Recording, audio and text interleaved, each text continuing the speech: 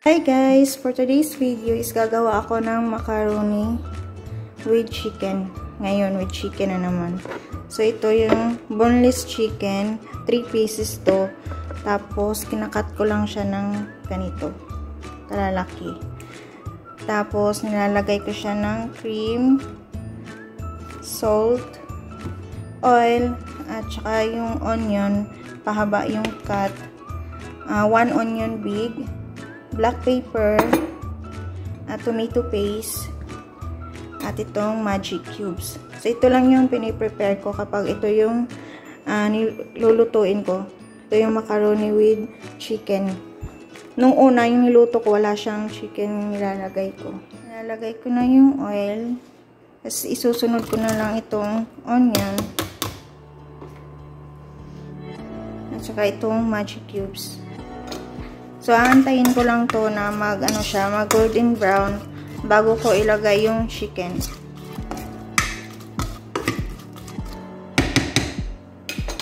So, yan guys, medyo na golden brown na yung yung onion.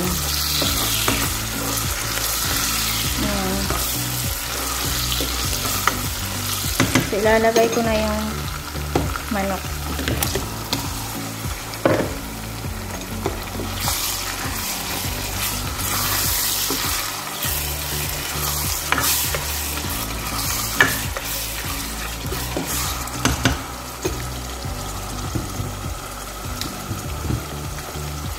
Tapos salt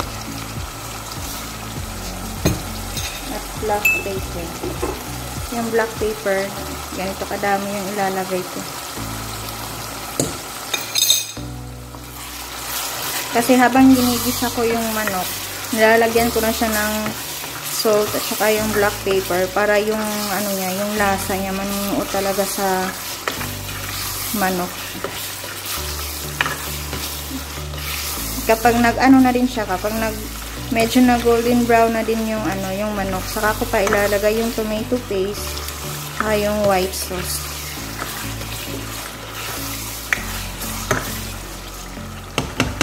So ayan. So antayin ko lang to ng mga 3 minutes bago ko ilagay yung sauce na white.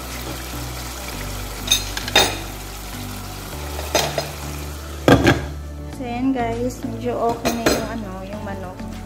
Pwede na siyang lagyan ng tomato paste. Ayan, nag-golden brown na siya, ganyan.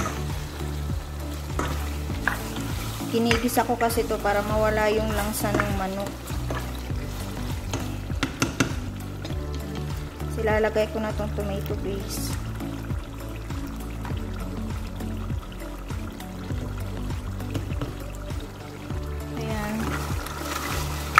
Tapos, hahaluin ko lang to. Dati, yung amo kong babae, nagluluto siya ng ganito. Yung nilalagay niya, tomato paste, at saka yung tomato na biniblender niya. Kaso, madali siyang mapanis. Dahil dito sa Saudi, sobrang init. Kapag may kasi, may kamatis, madaling mapapanis yung yung pagkain. So, nagtry ako na magluto ng ganito lang. Wala siyang tomato blend. Ganito lang siya. Tapos nilagyan ko ng konting cream.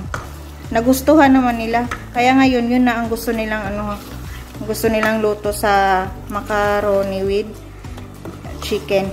Yung tawag nila dito macarona. Kaya minsan nagmamacarona din ako yung ko. Pasensya na kayo guys na nasanay na din.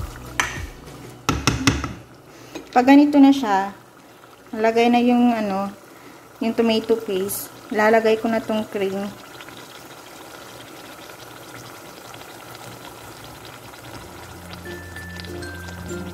Konting cream lang yung ilalagay kasi lalagyan pa siya ng tubig.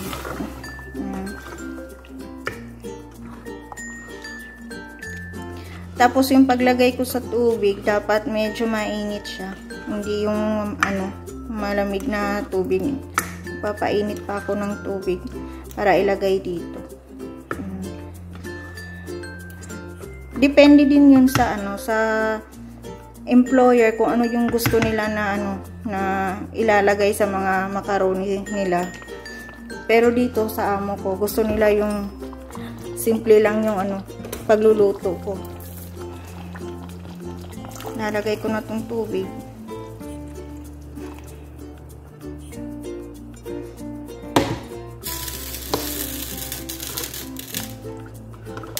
So, ayan siya guys.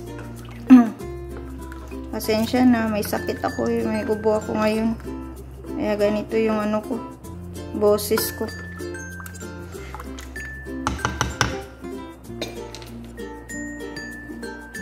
Ayan ko pa siya. So, aantayin ko lang to siya ng 10 minutes. Maluluto na to. Madali lang kasi itong maluto kasi yung manok luto na Antayin ko lang na mag-stick yung sauce niya bago ko ilagay yung pasta. Tapos yung apoy nito nasa medium lang, hindi siya pwedeng i-high kasi pag kumukulo siya, yung sabaw niya tatapon. Sayang. So ganyan lang guys, ganyan lang kasimple yung pagluluto ko sa pagkain nila. Ito, lunch na to nila, yung macaroni. Wala siyang kanin. Mabubuhay na sila pag ganito lang yung lunch nila.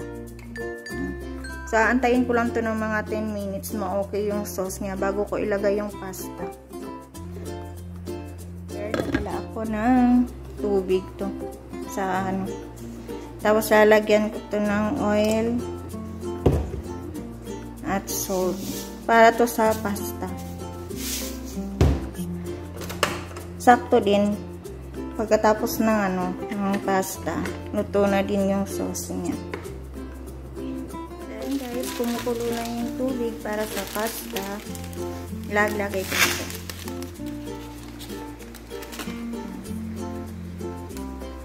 So, ganito lang siya kadami. Ayan. So, antayin ko lang tong pasta maluto. Mga 8 minutes. Okay na to siya. Yung sauce, okay na siya. Ayan. Luto na yan kasi lumalabas na yung niya ganito. Parang mantika.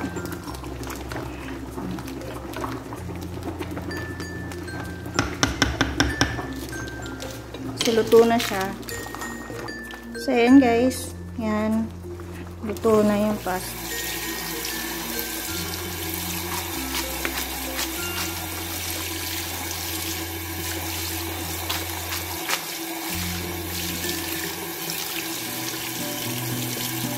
Guys, ilalagay ko na tong pasta.